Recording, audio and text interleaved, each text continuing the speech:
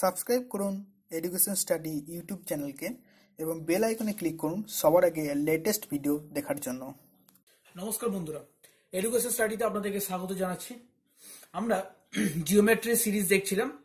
তো এখানে আজকে আমরা জিওমেট্রির ইম্পর্টেন্ট কনসেপ্ট নিয়ে ডিসকাশন করব। সেটা হচ্ছে interior angle bisector theorem.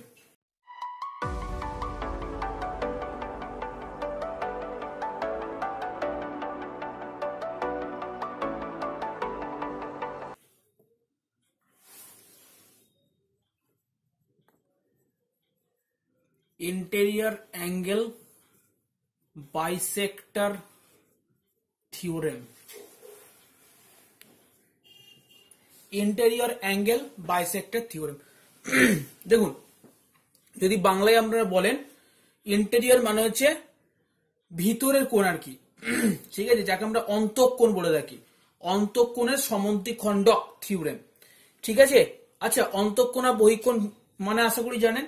Suppose যদি আমরা এবিসি ত্রিভুজ নিই, তার এই কোণগুলোকে বলা হয় অন্তঃকোণ। আর সাপোজ ধরুন আমি এই বাহুটাকে বাড়িয়ে দিলাম, তাহলে এইটা হয়ে গেল বহিঃকোণ, ঠিক আছে। একটাকে বলে ইংরেজিতে ইন্টেরিয়র অ্যাঙ্গেল, আর একটাকে বলে এক্সটেরিয়র অ্যাঙ্গেল। তো আজকে আমরা দেখব ইন্টেরিয়র অ্যাঙ্গেল বাইসেক্টর থিওরেম, অর্থাৎ ইন্টেরিয়র অ্যাঙ্গেল বাইসেক্টর থিওরেম কি বলছে। সাপোজ ধরুন আমি একটা ত্রিভুজ নিলাম, এটা হচ্ছে এ বি সি ত্রিভুজ। এখন সাপোজ আমি যদি বলি যে এডি বাহু হচ্ছে কোণ এ এর সমদ্বিখণ্ডক, ভালো করে বুঝুন। যদি আমি এটা বলি এডি বাহু হচ্ছে কোণ এ এর সমদ্বিখণ্ডক, তাহলে এটা লেখা যায় যে এবি বাই এসি সমান বিডি বাই ডিসি। দেখুন আবার বলছি, যদি আমি এটা বলি যে এডি হচ্ছে কোণ এ এর সমদ্বিখণ্ডক, তাহলে এটা লেখা যায় এবি বাই এসি সমান হচ্ছে বিডি বাই ডিসি। খুব ইম্পর্টেন্ট থিওরেম। এর অ্যাপ্লিকেশন আমরা এক্ষুনি দেখব যে এটা কতটা অ্যাপ্লিকেবল। তো প্রথমে আমরা এর প্রুফটা দেখব যে এই থিওরেমটা, দেখুন আপনাদেরকে এতটাই মনে রাখতে হবে যে এবিসি ত্রিভুজের কোণ এ এর সমদ্বি, দেখুন কোণ এ এর সমদ্বিখণ্ডক হতে পারতো, কোণ বি এর সমদ্বিখণ্ডক হতে পারতো, কোণ সি এর সমদ্বিখণ্ডক হতে পারতো, এনিথিং হতে পারতো। বাট কনসেপ্ট এটাই, যদি একটি ত্রিভুজের একটা কোণের সমদ্বিখণ্ডক দেওয়া থাকে, তাহলে আমরা লিখতে পারি এবি বাই এসি সমান বিডি বাই ডিসি। এটা কি বলছি আমরা? Interior angle bisector theorem. এখন এর প্রুফ আমরা দেখব। দেখুন এর প্রুফ কিভাবে করা যায়। যদি আমরা ভাবি যে এই অ্যাঙ্গেলটা হচ্ছে ধরুন বিটা, আর তাহলে এই অ্যাঙ্গেলটা কত হবে বলুন? 180 ডিগ্রি মাইনাস বিটা। এই জিনিসটা অনেকে বুঝতে পারবেন না যে কিভাবে হয়। আপনারা মনে রাখবেন, একটা সরলরেখা সর্বদা, এই যে অ্যাঙ্গেলটা না, এটাকে বলা হয় 180 ডিগ্রি। একটা সরলরেখা সর্বদা 180 ডিগ্রি অ্যাঙ্গেল তৈরি করে। ক্লিয়ার? এখন ধরুন এর উপর আমি এরকম একটা দাগ টানলাম, এরকম। যদি এই কোণটা আলফা হয়, দেখুন গোটা কোণটা তো 180 ডিগ্রি, গোটা কোণটা তো 180 ডিগ্রি নয় কি? গোটা কোণটা 180 ডিগ্রি, আমি এক্ষুনি বললাম। তাহলে এই কোণটা যদি আলফা হয়, তাহলে এই কোণটা কত হবে? অবশ্যই 180 ডিগ্রি মাইনাস আলফা। ক্লিয়ার? আমি এটাই বলতে চাইলাম। আর এই কনসেপ্টটা এখানে আমি ইউজ করছি। দেখুন তাহলে এই কোণটা যদি বিটা হয়, তাহলে এই কোণটা কত? 180 ডিগ্রি মাইনাস বিটা। ঠিক আছে, দেখুন বিটা ধরুন, এক্স ধরুন, ওয়াই ধরুন, জেড ধরুন, আপনার ব্যাপার। একটা যে কোনো আননোন ভ্যারিয়েবল আমি ধরলাম, সেটা হচ্ছে বিটা। এখন বলুন যদি এই কোণটা আলফা হয়, তাহলে এই কোণটা আলফা হবে। কেন হবে আলফা? কারণ আমি বলে দিয়েছি এডি বাহু হচ্ছে কোণ এ কোণের সমদ্বিখণ্ডক, অর্থাৎ এডি বাহু কোণ এ কে দুটো সমান ভাগে ভাগ করেছে। ক্লিয়ার? তাহলে দেখুন আমি যদি এটা লিখি যে আমি, আপনারা আগের দিনই শিখেছেন সাইন রুল, যদি সাইন রুল শিখে থাকেন, তার যদি আপনারা প্রথমে লেকচারটা দেখেন, তাহলে প্লিজ আপনাদেরকে আমি রিকোয়েস্ট করব আগের লেকচারটা দেখুন। তার কারণ আগের লেকচারটা না দেখলে আপনি এই লেকচারটা বুঝতে পারবেন না। তার কারণ হচ্ছে এখানে আমি সাইন রুলে ইউজ করব। তাই আপনাকে কি সাইন রুল জানতে হবে। আপনি যদি সাইন রুল না জানেন তাহলে এর প্রমাণটা আপনি বুঝতে পারবেন না। তাহলে দেখুন, যদি আমি এখানে সাইন রুল লাগাই, তাহলে ধরুন আমি ত্রিভুজ ত্রিভুজ ত্রিভুজ এ বি ডি, এখানে আমি সাইন রুল লাগাচ্ছি। সাইন রুল কিভাবে লাগাবো? দেখুন, এই কোণটার জন্য লাগাবো আলফা। তাহলে আমি কি লিখতে পারি? দেখুন, আমি সাইন রুলে কি পড়েছিলাম বলুন? সাইন রুলে পড়েছিলাম এ বাই সাইন এ সমান হচ্ছে বি বাই সাইন বি সমান হচ্ছে সি বাই সাইন সি। এর মানে হচ্ছে যে কোণটা নেবো তার অপোজিট বাহু থাকবে, যে কোণটা নেবো তার অপোজিট বাহু থাকবে, যে কোণটা নেবো তার অপোজিট বাহু থাকবে। তাহলে আমি যদি কোণ আলফা নিই তাহলে তার অপোজিট বাহু হচ্ছে বিডি, কারণ অপোজিট বাহু বলতে কি, সেই কোণের সামনে যে বাহুটা আছে তাকেই বলা হয় অপোজিট বাহু। তাহলে কোণ এ অর্থাৎ এই কোণটা আলফা কোণটার অপোজিট বাহু হচ্ছে বিডি। তাহলে আমি লিখতে পারি বিডি বাই সাইন আলফা সমানে এই অ্যাঙ্গেলটাও নিতে পারি। তাহলে এটা আমি যদি এই বাহুটা নিই তাহলে কি হয় বলুন? এর সামনে বাহু হচ্ছে এইটা, তাহলে A B by sine beta. Clear? এটা ত্রিভুজ এ বিডি তে আমি লিখতে পারি। তার মানে এখান থেকে আমি কি করতে পারি বলুন তো? আপনারা যদি একটু ক্যালকুলেশন করেন তাহলে আপনারা পাবেন A B into sine alpha সমান BD into sine beta. Clear? তার মানে আমি এটা লিখতে পারি যে sine alpha by sine beta সমানই হচ্ছে বিডি বাই এবি। ক্লিয়ার? এটা লিখতে পারি sine alpha by sine beta সমান বিডি বাই এবি। এটা ত্রিভুজ এ বি ডি থেকে পাচ্ছি। এখন যদি আমি ত্রিভুজ এ ডি সি কে নিই, ত্রিভুজ এ ডি সি কে নিই, তাহলে দেখুন ত্রিভুজ এ ডি সি তে আবার সেম, আমি যদি এই অ্যাঙ্গেলটাকে ধরি তাহলে কি পাবো বলুন? সাইন আলফা তার সামনের বাহু হচ্ছে ডিসি, ডিসি সমানই হচ্ছে সাইন 180 ডিগ্রি মাইনাস বিটা আর তার সামনের বাহু কোনটা? এসি। আচ্ছা, এবার এখানে ট্রিগোনোমেট্রিক কনসেপ্ট লাগবে। আপনারা খুব ভালো করেই জানেন যে সাইন 180 ডিগ্রি মাইনাস বিটা মানে হচ্ছে সাইন বিটা। তার কারণ এটা ট্রিগোনোমেট্রিক কনসেপ্ট। আপনারা জানেন এই 180 ডিগ্রিকে কি লেখা যায়? 2 ইন্টু 90 ডিগ্রি।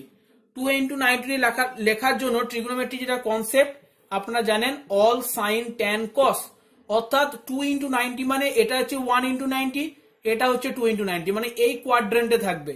এই কোয়াড্রেন্টে থাকার জন্য সাইন প্লাস হয় এবং সাইনে কোনো চেঞ্জ হয় না, তাই সাইন 180 ডিগ্রি মাইনাস বিটা সমান সাইন বিটা লেখা যায়।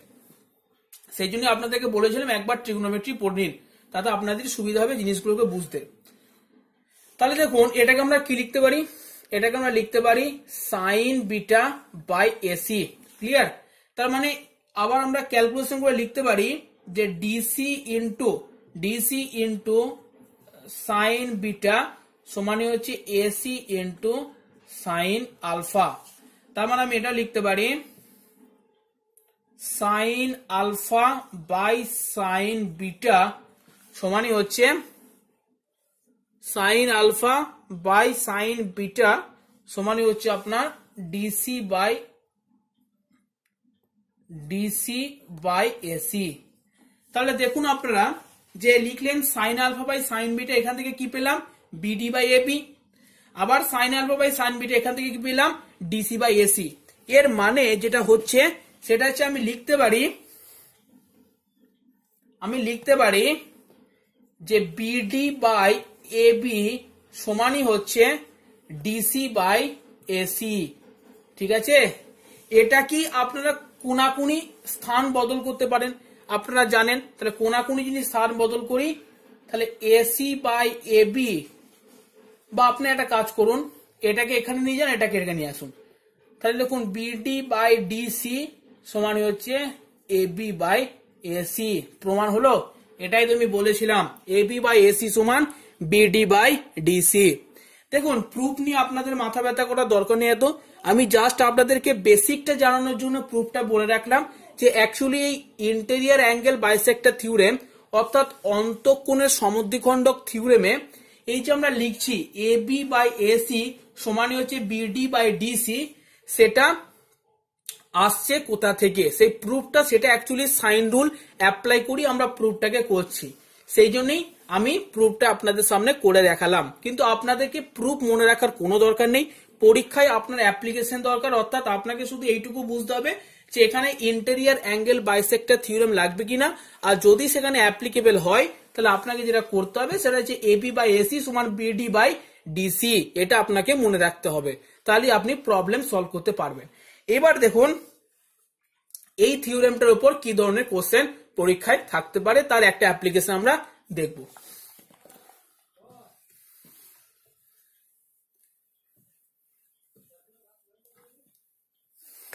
দেখুন একটা কোশ্চেন লিখুন আপনারা, যে সাপোজ ধরুন আপনাকে একটা ত্রিভুজ দেওয়া আছে, এটা যে ত্রিভুজটা হচ্ছে পি কিউ আর আর, পি কিউ আর আর, আর ধরুন এরকম ভাবে আপনাকে দেওয়া আছে এস, এবং এটা বলে দেওয়া আছে পিএস হলো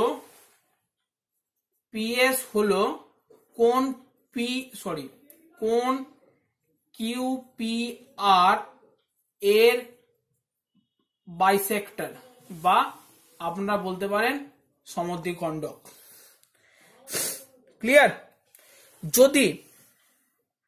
যদি আপনাকে ত্রিভুজ PQS এর এরিয়া দেওয়া থাকে, অর্থাৎ ত্রিভুজ PQS এর এরিয়া অর্থাৎ ক্ষেত্রফল দিয়ে দিয়েছে আপনাকে 40 মিটার স্কোয়ার, এবং আপনাকে বলে দেওয়া আছে যে PR হচ্ছে 2.5, clear? 2.5 Times of PQ, PR হচ্ছে 2.5 টাইমস অফ PQ।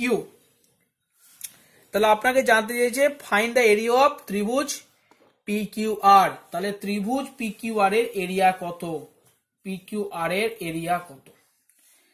দেখুন কোশ্চেনটা আরেকবার আপনাদের সামনে ক্লিয়ার করে দিচ্ছি।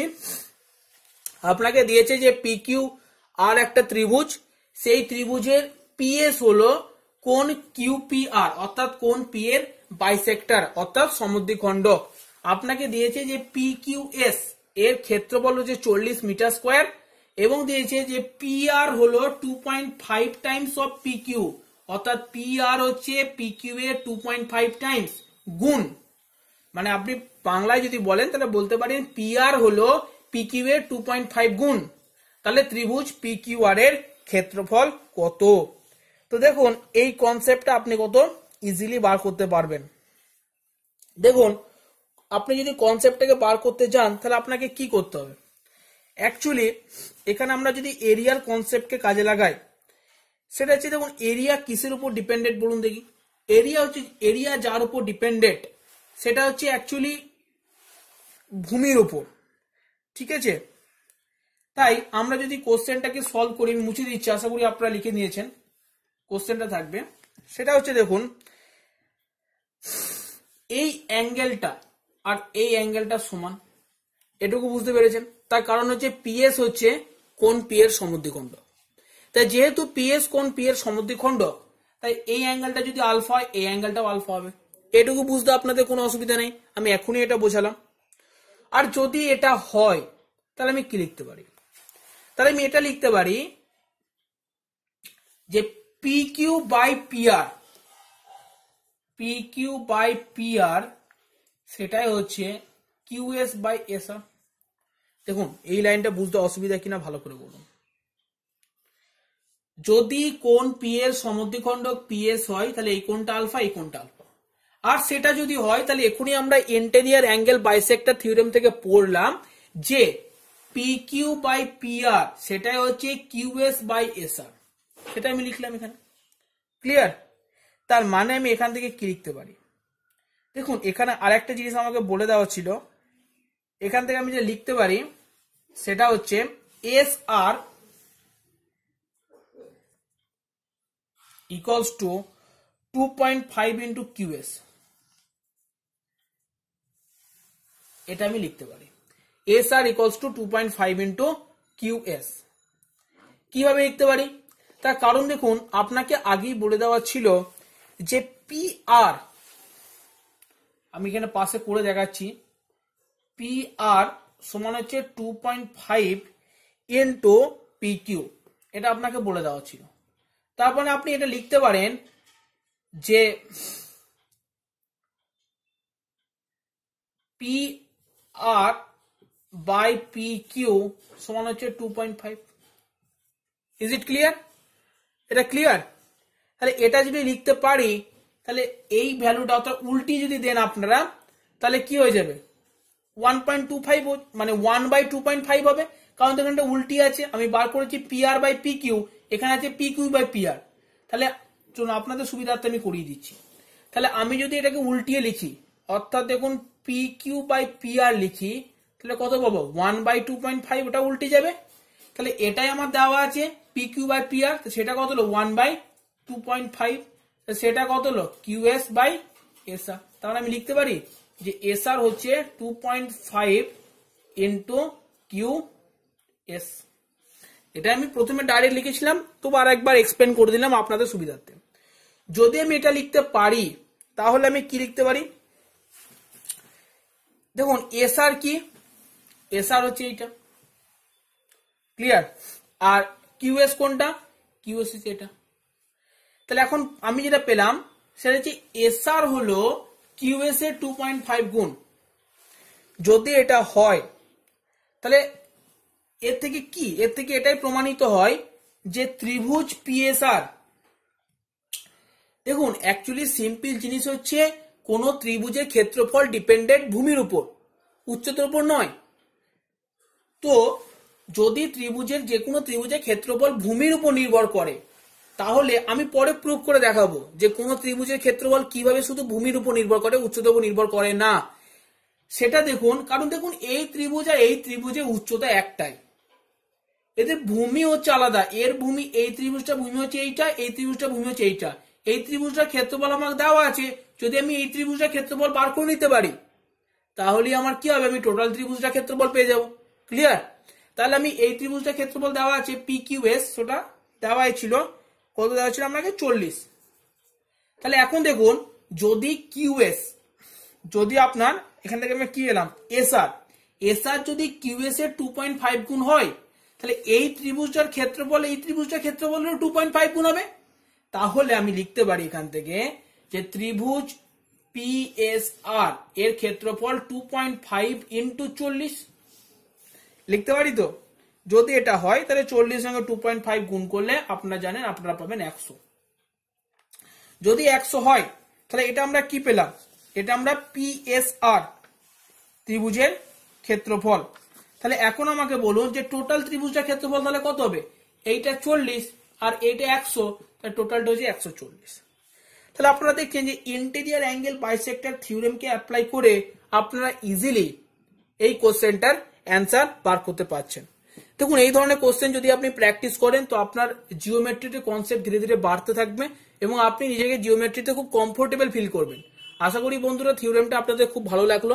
যদি ভালো লাগে লাইক করবেন, যদি বুঝতে না পারেন কমেন্ট করবেন, শেয়ার অবশ্যই করবেন, আর প্লিজ সাবস্ক্রাইব করুন, আর প্লিজ প্লিজ প্লিজ লাইক করুন। থ্যাংক ইউ বন্ধুরা।